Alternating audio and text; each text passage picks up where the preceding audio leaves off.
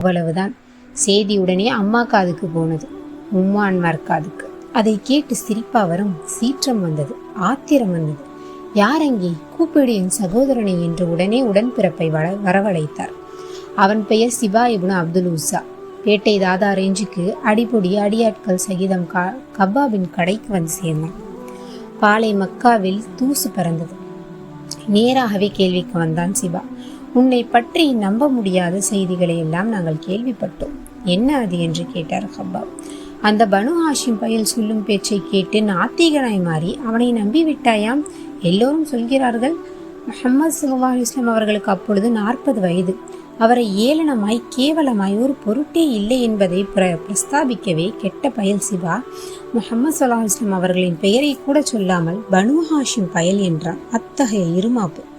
கப்பாப் நிதானமாய் ஆனால் தெளிவாய் பதில் சொன்னார். நான் நாத்திகனாகவெல்லாம் மாறவில்லை. ஆனால் அல்லாஹ் ஒருவனே, அவனுக்கு இணை இல்லை என்று நம்பிவிட்டேன். உங்களது கடவுளார் சிலைகளின் மேல் எனக்கு இனி நம்பிக்கையெல்லாம் இல்லை. அந்த முஹம்மது ஏக இறைவனின் அடிமை, தூதர் என்று நான் வாக்குமூலம் அளிக்கிறேன்.